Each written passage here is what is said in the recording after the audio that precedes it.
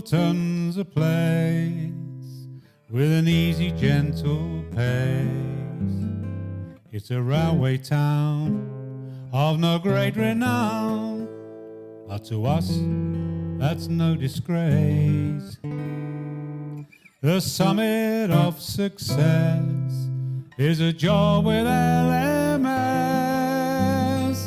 with a terraced house, contented spouse, and in time 2 kids or 3,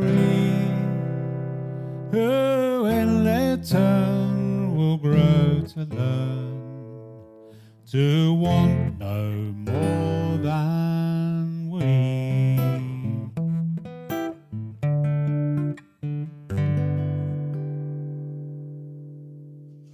The year is 1830. The place, Wolverton, a sleepy North Buckinghamshire village mentioned in the Domesday Book, bypassed by the Grand Junction Canal as one boundary and the slowly flowing River Ouse with its willow-bordered meadows as another. As our story begins, Wolverton is about to be thrust unwittingly into the industrial age. Mr. Robert Stevenson, chief engineer to the newly formed London and Birmingham Railway Company, presents his initial survey to a packed and noisy public meeting.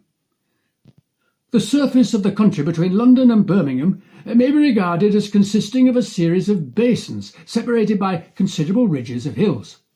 The basins to which I allude are the low-lying part of the proposed route. For example, the lowland in the neighbourhood of Leighton Buzzard is the start of one such district. It is connected to districts at a similar level in the direction of Fenny Stratford, then Stony Stratford, and then to Stoke Bruerne, where it terminates, and is succeeded by the valley of the Nen, in which Northampton is situated.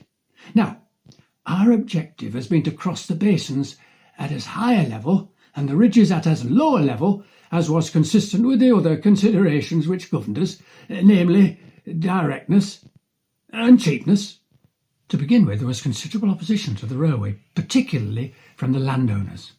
One such landowner was Surgeon Sir Astley Cooper, who accused Stevenson of trying to destroy the noblesse, which was ironic, as Cooper's only claim to fame was having once cut a cyst out of George IV's scalp.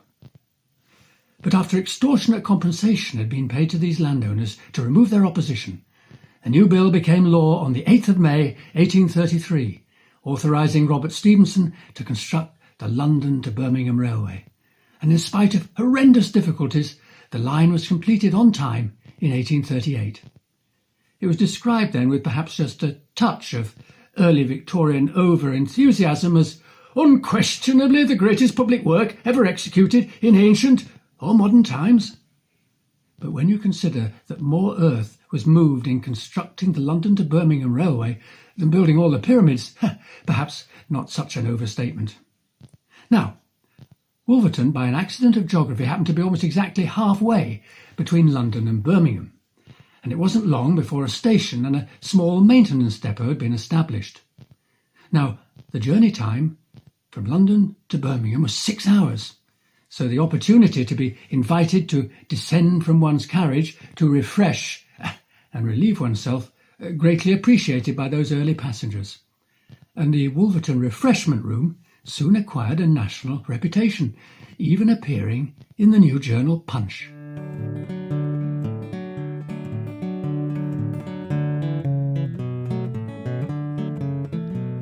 If ever you take the railway that runs through Birmingham town, 3 hours out of Euston, they let you all get down.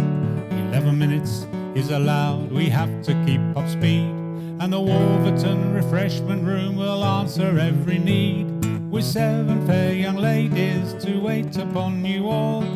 4 men and 3 boys are at your beck and call. A kitchen maid is in her proper station, with a matron to guard their reputation. A wonder of these modern times, a gentleman has said, 300 railway cottages and every one is red. A gigantic locomotive shed where meadows used to be, for the Wolverton refreshment room is all that you will see, with 7 fair young ladies to wait upon you all. 4 men and 3 boys are at your beck and call. A scullery maid, a kitchen maid are in their proper station,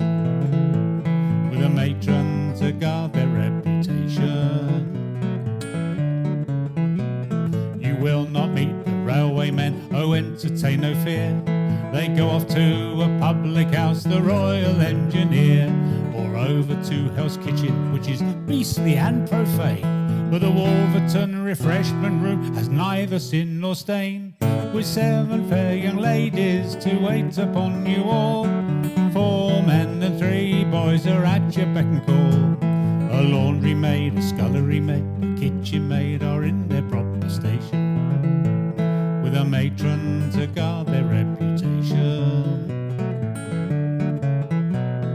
Banbury cakes, ladies' fingers, brandy, lemonade, the railway company has assured they're tastefully displayed. And if about your comfort you still harbour any doubt, warming up by the stove a quantity of stout, with 7 fair young ladies to wait upon you all. 4 men and 3 boys are at your beck and call.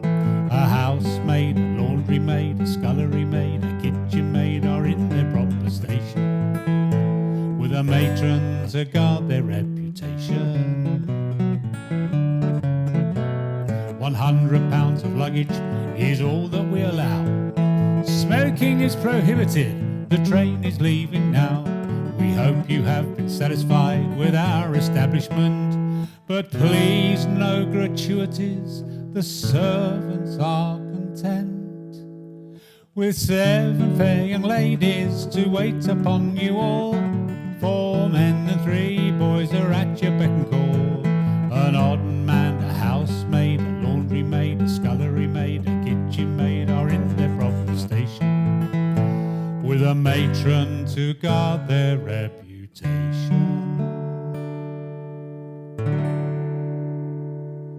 That song was based faithfully on an 1849 eyewitness account. Now Wolverton grew rapidly over the next few years. The small maintenance depot had expanded and was building magnificent Bloomer engines for the newly merged London and North Western Railway Company. For the next 150 years, the lives of the people of Wolverton were dominated by the railway and the great works which ran right along the northern edge of the town. Do you know how these Bloomer engines got their nickname? Well, they broke entirely new ground. They had inside frames, exposing the whole of the wheels to the astonished gaze of the traveller. Meanwhile, across the water in America, ladies were just beginning to ride the new-fangled velocipedes, and their long skirts didn't help in this. But a certain Mrs. Bloomer came to their rescue with her new-fangled costume, thus exposing the whole of the ankle to the astonished gaze of... I think you get the connection. The mastermind and first superintendent of Wolverton Works was a remarkable man from Scotland called James McConnell.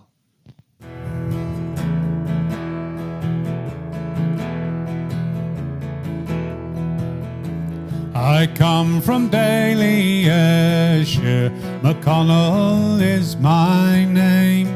I'm a first-class railway engineer, and few can make that claim, I say. And few can make that claim. At 13 I set out from home and learned to pay my way. I studied at night at the institute, apprenticed in the works by day. Did apprentice work by day. In Glasgow and in Liverpool I learned the mechanic's skill. Up the drawing board I used my brain, at shop floor used my strength and will. I live by brain and will.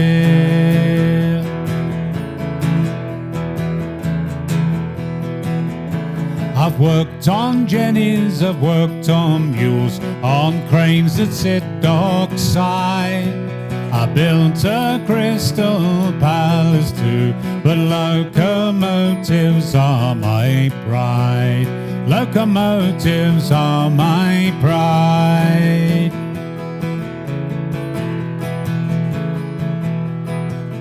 On the Birmingham and Gloucester line, where Yankee engines fail, Upper 1 in 37th grade, one of my engines specially made, carries people, freight and mail.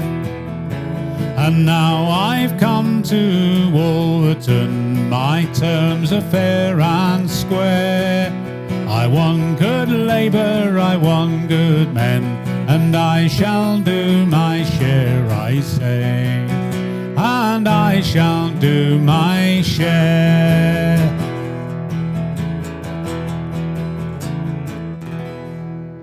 For a time, in the 1850s, Wolverton was preeminent throughout the country for the manufacture of these Bloomer engines.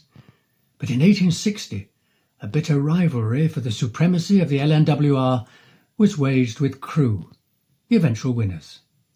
And in 1861, all new engine manufacture was moved to Crewe. Well, there was a rapid downturn in the fortunes of the town. But it didn't last long, because in 1865, the Saltley Carriage Works were moved to Wolverton, and the town quickly rose again. And it wasn't long before carriages built in Wolverton Works were finding their way to the four corners of the empire. Oh, and apparently Wolverton received a visit from no less a person than Queen Victoria herself. Now, there was an urgent need for housing for the ever-increasing workforce coming from all over the country. And in 1854, some land had been purchased a mile or two from Wolverton from the estate of Earl Spencer of Althorpe. So an entirely new community, Stantonbury New Bradwell, was created. Now, we know a lot about some of the fascinating characters who lived there at the turn of the century, from a charming poem about life in the village left by local resident Doris Blunt. Barchels pulls the Sunday school treat to Fenny Stratford. Girls are making flowers for wits and fate. If you're waiting in Bradwell for the train to Newport Pagnell, you can wait forever, 'cause it's always late. Come to Stantonbury village, smell of treacle from corner shop. To stay and have a chat won't do you any damage. It's 19:08 and the clock now stops. Mr. Masters, he's the master baker. Come in close and you will hear a boast. If there's 12 in your house and a new bun in your oven, he will find a corner for your Sunday roast. See these windows for your table dainties. Percy Styles advertises Maserati tea. Tuppence and a farthing for granulated sugar. Special this week and the smile is free. Come to Stantonbury village, smell of treacle from corner shop. To stay and have a chat won't do you any damage. It's 19:08 and the clock now stops. Buy some oysters from Burton Harry Busby, live every week from Yarmouth town. Harry's a bachelor and cheeky with the barmaid, but does his very best to calm him down. Now there's a man, Henry the barber, his door's always open for a trim or a shave. Mr. Frederick Seabrook, undertaker, provides the last one before the grave.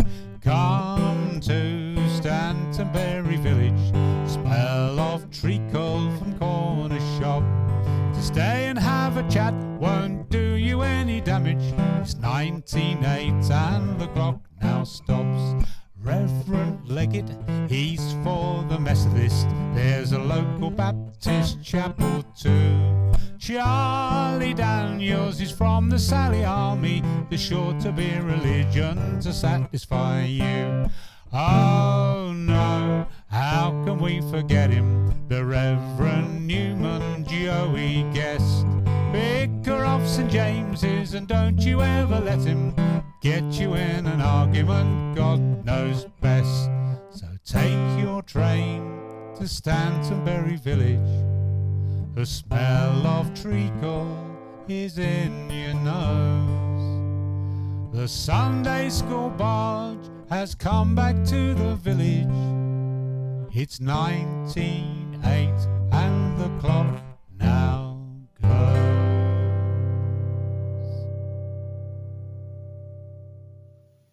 It's more than 90 years since the Reverend Alan Newman Joey Guest first arrived in Stantonbury, New Bradwell, and more than 60 years since his death. But it's fair to say that some of the older residents still haven't forgotten his time in the parish. He was a remarkable man. He was a classical pianist who loved nothing better than, dressed in his cassock and beretta, to cycle down the steep canal hill without hands and with his feet on specially prepared footrests just below the handlebars. One day, early on in his ministry, Guest stood up in the pulpit, eyed his congregation up and down, and said, "I cannot proceed to publish the banns of the Easter weddings. I have discovered that this church of St. James's, Stantonbury, built 50 years ago, has never been licensed for weddings. Consequently, all the marriages celebrated in this church for the last half-century are illegal. Nearly 500 couples, including most of you in this congregation, are living in sin."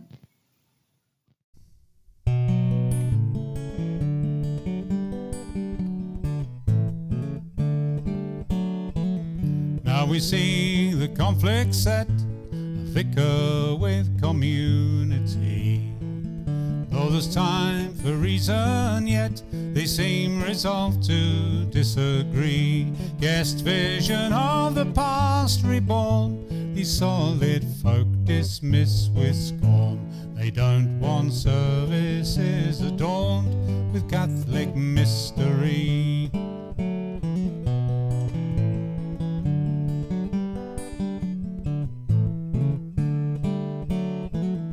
What he wants, the Reverend Guest, is to rebuild the ancient creed. Sure is he that he knows best the guidance that the people need. In Bradwell's church he's found the flaw, to Lockwood he's explained the law. He's proved his worth, so one and all should now accept his lead.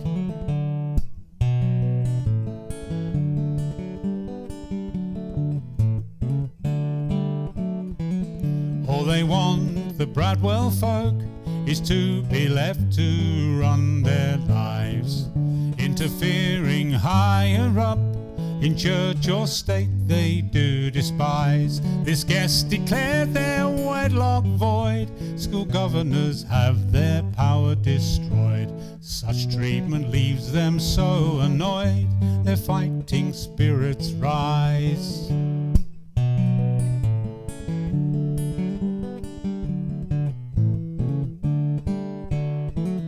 Reverend thinks it's a disgrace, the people have ruined all he's planned. Don't they see the vicar's place is to direct if not command? He's tried to help recruit for war, he's given his cash to help the poor. He's preached the true faith, old and sure, why won't they understand?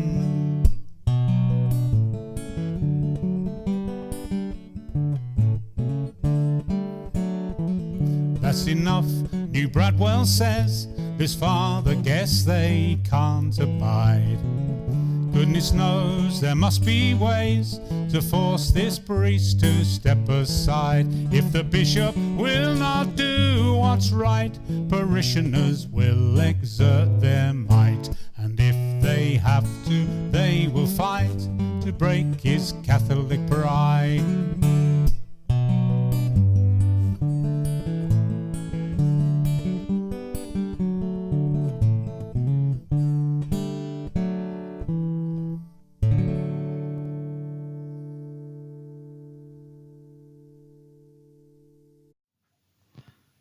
One of the characters mentioned in the song was Bert Busby, the local fishmonger. He used to sell cockles, mussels and whelks outside the Morning Star pub. He used to go around the village in his handcart and brass bell.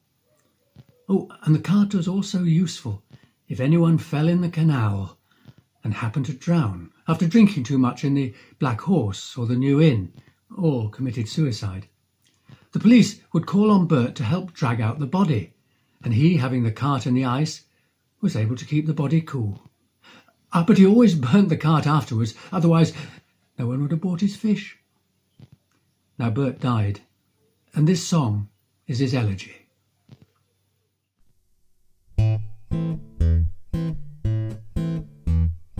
Buy some oysters from Harry Busby, live every week from Yarmouth town. He doesn't have the stomach to be cheeky with the barmaid. Brother Bert is 6 feet down.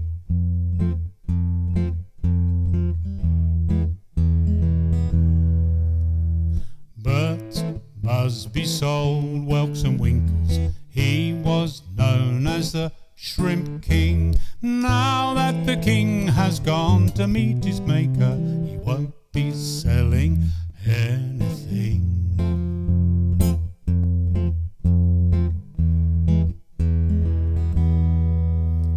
He went round the village with a wagon and a pony. You know him by the sound of his brass bell.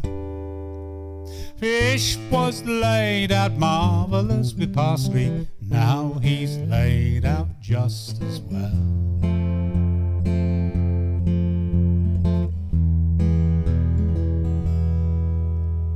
Mr. Seabrook, undertaker, gave Mr. Busby his final shave, and a sober regular funeral, so all his friends gave a goodbye wave.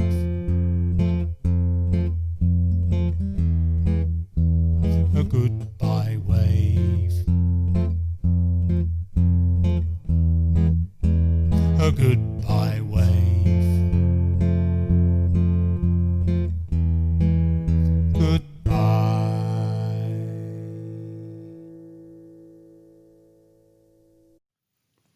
By the turn of the century, Wolverton was probably at the height of its powers, with the works employing over 4,000 men, and the routines of a proud railway community well and truly established.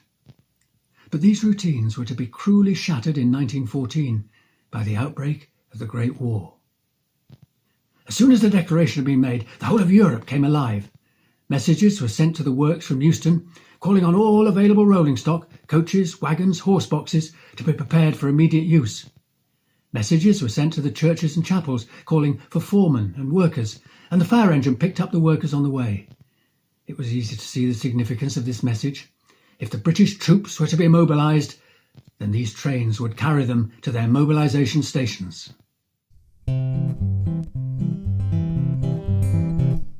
Quick, let's get our tickets for the show. It'll all be over by next Christmas Day. The others will have a jolly good laugh at us if we never go. They'll march about with their medals on. The girls will kiss them one by one. Better drink up quick, we're joining right away. Oh, we love our army khaki shirts. Goodbye to mucky old Civvy Street. The Kaiser's going to feel our feet, 'cause we're gonna kick him where it hurts. Mr. Thomas is a swanky city gent. Look at his suit, it's made in Savile Row. Now when he's a brand new Tommy and to battle he is sent, he'll march across in his bowler hat and ask the Boche what they're playing at. They'll be so flabbergasted, they'll pack their bags and go. Oh, we love our army khaki shirts. Goodbye to mucky old Civvy Street. The Kaiser's going to feel our feet, 'cause we're gonna kick him where it hurts. John is off for Buckinghamshire farm, with a nut brown face and muscles in their prime. You'll feel a piece of iron if he's asked to present his arm. His scythe is not for cutting grass, It's sharp as a piece of shattered glass. When he mows those Germans down, they'll know he's Father Time. Oh, we love our army khaki shirts. Goodbye to mucky old Civvy Street. The Kaiser's going to feel our feet, 'cause we're gonna kick him where it hurts. Factory lad is here and he's Jack Bull. He's sweated hard, he's proud, he never shirks. With just 1,000 Jacks in the pack, the army would be full. He learned to fight in Wolverton town. His strike will knock the blighters down, and in hand to hand throw a spanner in the works. So we love our army khaki shirts. Goodbye to mucky old Civvy Street. The Kaiser's going to feel our feet, 'cause we're gonna kick him where it, we're gonna kick him where it, we're gonna kick him where it hurts. So the young men of Wolverton left or postponed their apprenticeships in the works to answer Kitchener's call to arms. And after all too brief training in Aldershot, they found themselves facing the horrors of the trenches.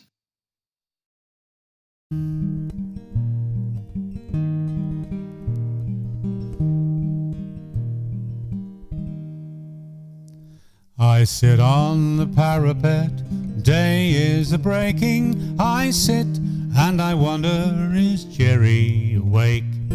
I'd like to peek over, see dawn at its breaking, but snipers are quick if you make a mistake. Back in the town where I was born, people are waking this midsummer's morn. They have no cause to fear someone waiting to shoot them. It's only dawn's chill makes them shiver and shake. When Kitchener pointed his forefinger at me, I took up the challenge, went off to enlist. The barracks, the square bashing didn't deter me of the life that I led. There is little I missed. I hadn't seen troops take a shell's direct hit, bullets and barbed wire that tear men to bits. Now the life of a soldier looks different to me. I won't play the hero, just try to exist. When I close my eyes, I see all the old places, the great carriage works stretching out Stratford Way.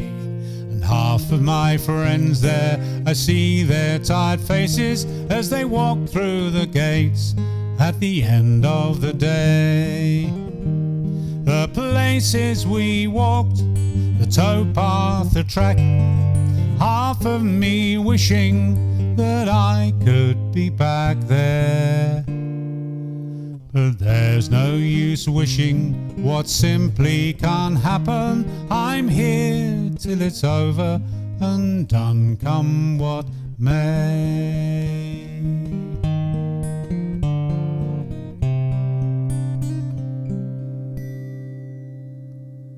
Now if you saw a soldier covered all in medals, if you asked, does being a hero feel so good? He'd as like as not reply, I'm not a hero and here's why. I only did what I was told and what I should. How about you folk out there, you people looking on? Are you heroes, are you cowards, could you say? If they stuck a rifle in your hand, marched you to a trench, would you be brave or would you run the other way? If you saw a soldier standing in court-martial, trying to make his cowardly actions understood, if you asked him why he ran, he'd say, I'm not an evil man. I came to give my best and did the best I could. How about you folk out there, you people looking on? Are you heroes? Are you cowards? Could you say? If they stuck a rifle in your hand and marched you to a trench, would you be brave or would you run the other way? So if you see a soldier walking down the high street with his khaki neatly pressed just off the shelf, you can't guess, don't think you can, if he's a brave or timid man. And it's as like as not he doesn't know himself. How about you folk out there, you people looking on? Are you heroes? Are you cowards? Could you say? If they stuck a rifle in your hand and marched you to a trench, would you be brave or would you run the other way?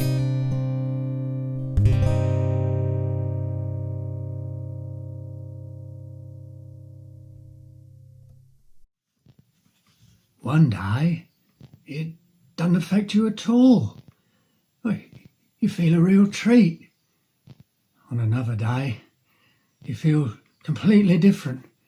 You're a bit jittery and you think, oh Al, I wish they'd pack it in.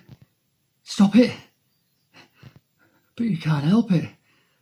And if you happen to have one of them turns and anything goes wrong, well, that's cowardice again, ain't it? But you can't help it. On the home front, the people of Wolverton were doing their bit for the war effort. Workers in the works were building ambulance trains to bring back the wounded from Flanders and France. One of these was described in great detail in the Wolverton Express.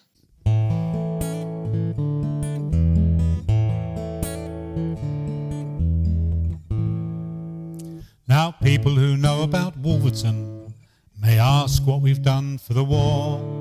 Well, many of our lads are over in France and we haven't been asleep on the floor. Come and see our new ambulance train, latest invention of the engineer's brain. There's a cross on the roof and it's painted in khaki. They only missed one thing, that was a bar. The train has 16 long vehicles. It measures some 900 feet. It's 362 patients and staff will enjoy electric light and steam heat. Come and see our new ambulance train, latest invention of the engineer's brain. To keep down infection, the seats are all hard. Cross on the roof and it's painted in khaki. They only missed one thing, and that was a bar. There are cars for the lying down wounded and 2 for infectious disease. A personnel car, a staff car, a couple of kitchens for mutton and hot mushy peas. Come and see our new ambulance train, latest invention of the engineer's brain. There's a cooler to freeze cheese for the guard. To keep down infection, the seats are all hard. Cross on the roof and it's painted in khaki. They only missed one thing, that was a bar. The inside is of white enamel, so dirt won't collect anywhere. And there's not one corner the length of the train, so a spider would die of despair. Come and see our new ambulance train, latest invention of the engineer's brain. Somewhere to spit and stub out your cigar. Cheese for the guard, but the seats are all hard. Cross on the roof and it's painted in khaki. They only missed one thing, and that was a bar. Now the pharmacy car will impress you with its medical comfort store. There's an office for his officer and a drawer for his drawers and a treatment compartment next door. Come and see our new ambulance train. Latest invention of the engineer's brain. There's an operating table in the pharmacy car, somewhere to spit and stub at your cigar. Cheese for the guard, but the seats are all hard. Cross on the roof and it's painted in khaki. They only missed one thing. That was a bar. Now the staff car's reserved for the doctors and the nurses who sleep in there too. But their beds are set at each end of the coach. Fraternisation won't do. Come and see our new ambulance train. Latest invention of the engineer's brain. There's separate quarters for nurses, don't laugh. In the pharmacy car, stub at your cigar. Cheese for the guard, but the seats are all hard. Cross on the roof and it's painted in khaki. They only missed one thing, and that was a bar. So our wounded will be treated in comfort in this field hospital upon rails. No more jolting and jumping and lurching and bumping. This is luxury in every detail. Come and see our new ambulance train.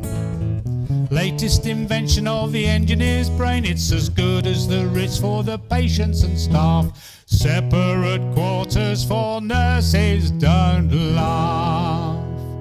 In the pharmacy car, stub at your cigar. Cheese for the guard, but the seats are all hard. Cross on the roof and it's painted in khaki. They only missed one thing, and that was a bar.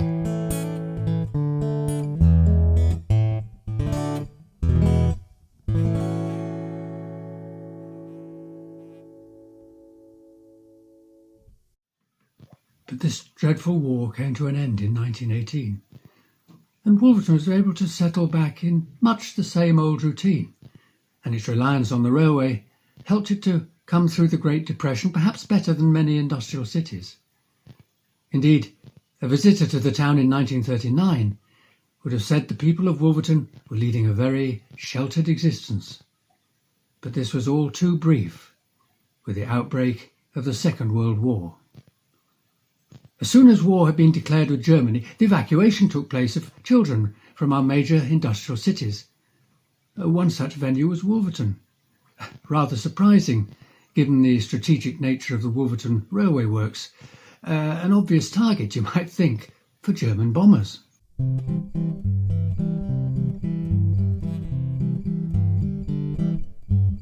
Dear parents, we hope you're okay. We're having a wonderful stay. We dare not upset her, so here in this letter's what teacher permits us to say. It really is strange having school in a scout hall. Lessons go on in the same dreary way. The part that I like is geography class, when we walk down the towpath for half of the day. When a teacher's not looking, I've written this bit down. We're having a fight when we go out to play. Dear parents, we hope you're okay. We're having a wonderful stay. We dare not upset her, so here in this letter's what teacher permits us to say.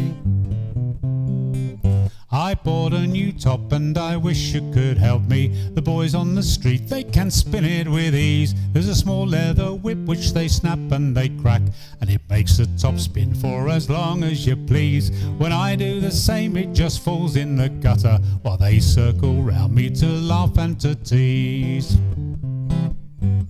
Dear parents, we hope you're okay. We're having a wonderful stay. We dare not upset her, so here in this letter's what teacher permits us to say. It really is fun when the snow's thick and heavy, with sledging and snowmen. There's so much to do. Down the front garden path, it's just perfect for sliding. Perhaps Mr. Lovell will have a slide too. When he comes home from work, just think of the fun. All us boys throwing snowballs at girls after school. Dear parents, we hope you're okay. We're having a wonderful stay. We dare not upset her, so here in this letter's what teacher permits us to say. Christmas is near, we look up to the heavens, but each night a searchlight, it blocks out the stars. I have written a letter to old Father Christmas to ask for a gun or a big armoured car that I've seen in the toy shop. When you come down for Christmas, I'll take you to see just how smashing they are. Dear parents, we hope you're okay. We're having a wonderful stay. We dare not upset her, so here in this letter's what teacher permits us to say.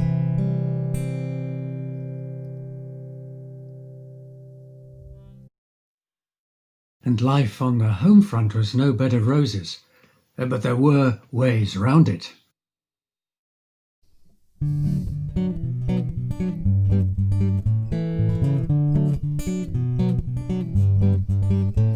Signs saying sold out are up in lots of shops. A lot of pubs are closed down and they haven't got a drop. You have to act a bit sharp getting by these days to take advantage of the slightest chance that comes your way.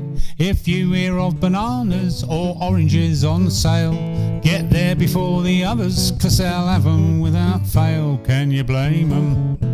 What would you do? There's a war on. There's a war on. Last Saturday the missus made a tasty corned beef pie. We bought some liquid paraffin so we could have a fry. Though using lard instead of butter doesn't seem so good, and no one gets their fresh fruit quite as often as they should, you must admit the powdered egg takes you by surprise.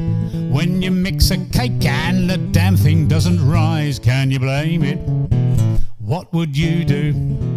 There's a war on. There's a war on.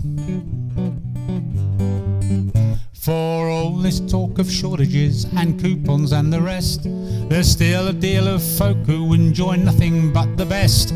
For all the regulations, it's only common sense. There's still a great deal can be done with pounds, shillings and pence. There's many a humble grocer who won't give a second look. He should find a 10-bob note inside your ration book. Can you blame him? What would you do? There's a war on. There's a war on. A local lad went walking with his girl the other day. They stopped to buy some oranges in a shop along the way. The grocer was polite but firm. He said, "I'm sorry, son, but oranges are restricted to expectant mums." The lad looked at his girl and winked, and then he said, "Okay, we'll have our stroll and pop back in later on today." Can you blame him? What would you do? There's a war on. There's a war on. There's a war on.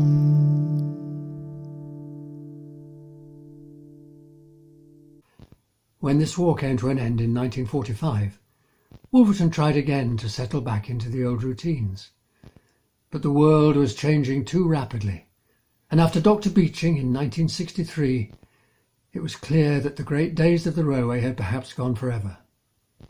At its height, the Wolverton works employed more than 5,000 men. After Dr. Beeching, this fell to 1,800. 20 years later, rationalisation of British rail engineering, and the number fell to just 800. We had a certain pride at Wolverton that we were the quality works. You know, even today we would say that we are the works. And if there's a difficult job to do, or there's a one-off or anything like that, they say, send it to Wolverton. Wolverton will do it. And if Wolverton can't do it, chances are it can't be done. When I leave here, and I know it's going to come, And I say that with a very sorry heart, because I know that when I go through them gates, I'll never have the same feeling for my work as I've had working for BR and BREL, because of the personal achievement they allow you to have to extend your craft. And you pass this on to the younger men. But they don't know what you've gone through to get to that standard, because you make it look easy. They think it is easy. But it's not easy to achieve something. You've got to work at it. You've got to look after it. You've got to make it yours. Why, it's something inside you. If you do a job badly, you go home and feel all disgruntled. But if you do a job well, you go home and you can sleep sound.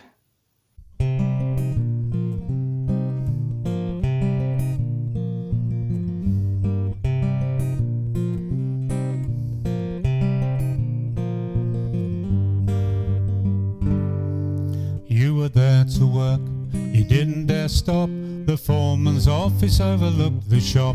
With his bowler hat and starch collared shirt, you never saw the foreman with his hands in the dirt. Up at the top of the golden stair, the superintendent in his stuffed leather chair just looked busy if he ever walked through. You didn't bother him, he never saw you. Nothing stays the same. Management skills is the name of the game, and its first name's this, hands on that. It's goodbye to the foreman's bowler hat.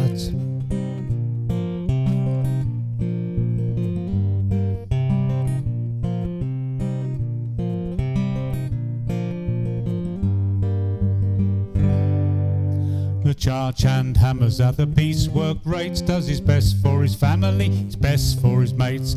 We can build anything in metal or wood, now we cost too much for our own damn good. See that finish on the royal train, you won't see anything as good again. The very same skills of the very same man are patching up panels on an old brake van. Nothing stays the same. Measured time is the name of the game, and the time study man puts his watch on me. Piecework rates are history.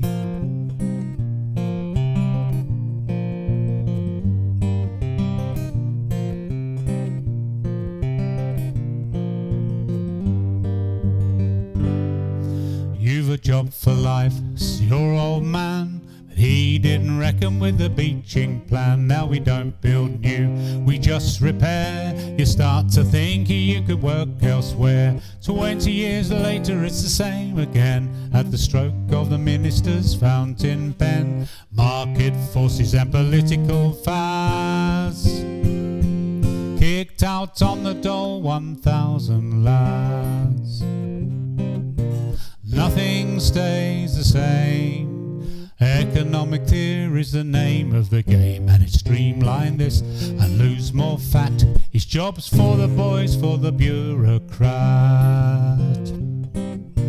Nothing stays the same. Privatisation, the name of the game. It's still as true as it was back then. The strength of the works is the skill of the men.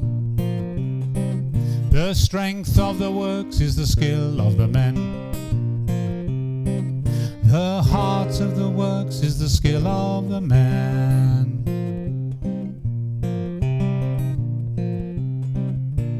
Nothing stays the same.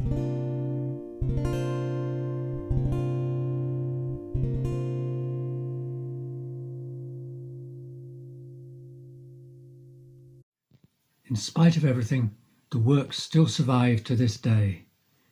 Although Wolverton will never again be a great single industry railway town, we think it can look back with great pride on the last 200 years.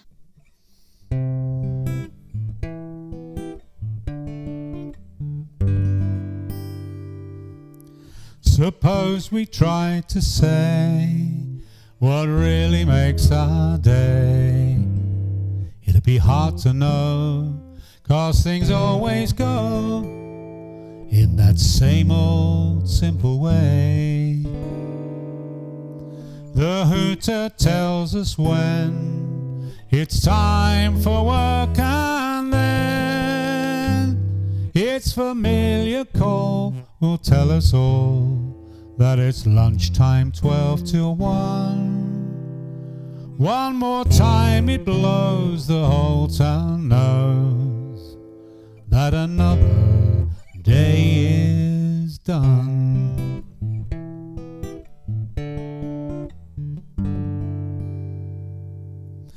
The work doors open wide, the workers move inside. Anyone can say, as we start our day, that we feel a quiet pride. Our work demands our skill, our manliness and will, 'cause you know each lad will follow Dad, who has taught him what to do, in a job that's sure, safe and secure, that will last a whole life through.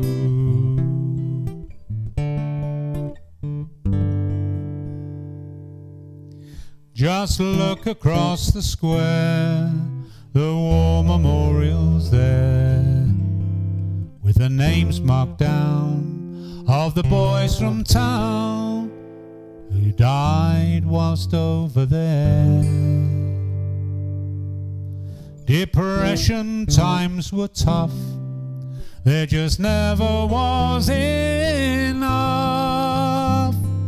but through it all survives the sheltered lives that we've lived amidst these fears. Should war come again, we'll be the same as we've been through all these years.